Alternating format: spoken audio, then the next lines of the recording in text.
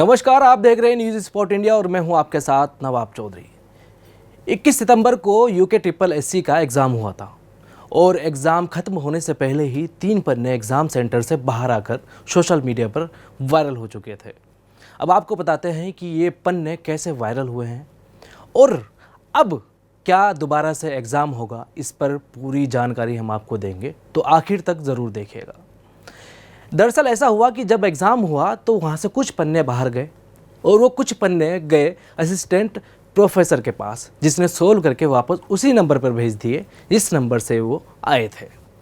अब इस पूरे मामले का जब बाहर आया तो पूरे प्रदेश में हल्ला मच गया। जो आयोग है वो भी सकते में आ गया कि आखिर कैसे ये पेपर बाहर आए हैं। आयोग दावा कर रहा है कि हमने हर एग्ज़ाम सेंटर में जैमर लगाए थे ताकि कोई अगर डिवाइस ले भी जाता है तो वहाँ पर कोई डिवाइस काम ना करे, क्योंकि जैमर लगाने के बाद फ़ोन में नेटवर्क नहीं आते हैं।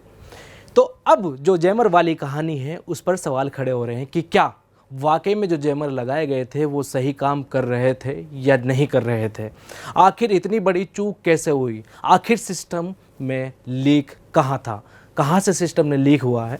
तो ये बड़े सवाल जो है अब आयोग के ऊपर खड़े हो रहे हैं। इसी पूरे घटनाक्रम को लेकर जब पूरे प्रदेश में हल्ला मचा तो कल देर रात आयोग और देहरादून एसएसपी ने एक प्रेस कॉन्फ्रेंस की। वहाँ पर उन्होंने बताया कि कैसे पेपर बाहर गया और उसके बाद वो पेपर के जो आंसर की थी वो कब और किसके थ्रू जो है एग्ज़ाम सेंटर में गई है, क्योंकि एक आरोपी अभी तक फरार है जिसका नाम है खालिद मलिक, जो कि लखसर का रहने वाला है। पुलिस का दावा है कि जल्द ही उसे गिरफ्तार कर लिया जाएगा। अब सबसे बड़ा सवाल निशान तो यही है कि क्या सिस्टम में कहीं ना कहीं लीक हुआ है, कोई अधिकारी कर्मचारी कोई ऐसा था जिसने सिस्टम में लीक करने का काम किया है। ये बड़े सवाल है। अब परीक्षार्थियों के मन में कई तरह के सवाल आ रहे हैं कि क्या एग्ज़ाम री होगा, कि क्या दोबारा से एग्ज़ाम होगा। इस पूरे मामले को लेकर जब प्रेस कॉन्फ्रेंस चल रही थी तो हमने पूछा कि जिस तरह के सवाल खड़े हो रहे हैं, बेरोजगार संगठन भी लगातार सवाल उठा रहा है और कह रहा है कि जो एग्ज़ाम हुआ है उसको री एग्ज़ाम कराया जाए, मतलब उसे दोबारा से कराया जाए। तो जब इस तरह के सवाल हमने पूछे तो जो आयोग के चेयरमैन हैं जीएस मारतोलिया जी, उन्होंने कहा है कि जो एग्ज़ाम के पन्ने बाहर आए थे, यानी कि जो लीक हुआ था एग्ज़ाम सेंटर से, वो ज़्यादा लोगों के पास नहीं गए थे।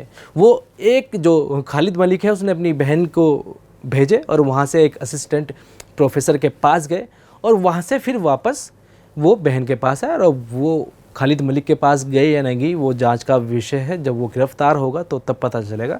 तो उनका कहना है कि ज़्यादा लोगों में नहीं गया, ये 1-2 लोगों में ही कम्युनिकेशन हुआ है, तो इस वजह से पेपर जो है लीक नहीं माना जाएगा। उन्होंने साफ तौर पे कहा है कि पेपर दोबारा नहीं होगा।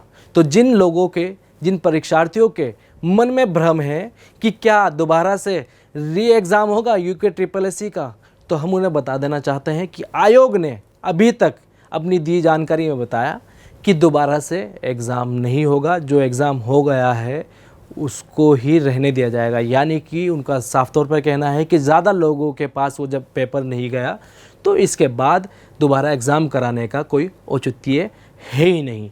आज देहरादून में बेरोजगार संघ ने एक बड़े धरने का ऐलान किया था। उससे पहले ही देहरादून की कई जगहों पर धारा 163 लगा दी गई और वहाँ पर धरने प्रदर्शन को बैन कर दिया गया था। हालांकि इसके बाद ही बेरोजगार संघ के बैनर तले सैकड़ों छात्र इकट्ठे हुए परेड ग्राउंड पर, जहाँ पर कई तरह के नारे लगाए। वहाँ पर एक नारा जो लगा है वो बड़ा चर्चा का केंद्र बना हुआ है कि पेपर चोर गद्दी छोड़, इस तरह के नारे वहाँ पर लगे हैं। और अभी तक की जानकारी में अब आपको बता देते हैं कि बेरोजगार संघ वहीं पर बैठेगा परेड ग्राउंड पर और उनकी मांग है कि सीबीआई जांच हो ताकि दूध का दूध और पानी का पानी हो जाए। तो ये पूरा आज की घटनाक्रम रही है और आगे जो भी अपडेट रहेगा वो हम आपको बताते रहेंगे कि यूके ट्रिपल एससी को लेकर क्या कुछ सामने आ रहा है। हमारा आपसे फिर से कहना है कि जिन लोगों के मन में ये भ्रम है कि दोबारा से एग्ज़ाम होगा, जिन लोगों ने मेहनत की है, पढ़ाई की है, तो वो चिंतित ना हो। अब दोबारा से एग्ज़ाम के लिए आयोग ने मना कर दिया है। हालांकि आगे चलकर जांच में क्या निकल कर आएगा सामने वो अभी नहीं कह सकते हैं। तो अभी तक की जो जांच आयोग ने और पुलिस ने की है, उनका साफ तौर पर कहना है कि प्रारंभिक जांच हमने कर ली है। आरोपी जब गिरफ्त में आएगा तो उसके बाद आगे की कार्रवाई की जाएगी, पूछताछ की जाएगी, तब चीज़ें जो है बाहर निकलेगी। तो अभी उनका साफ तौर पर कहना है कि एग्ज़ाम दोबारा से नहीं होगा। देखते रहिए न्यूज़ स्पोर्ट इंडिया और मैं हूँ आपके साथ नवाब चौधरी।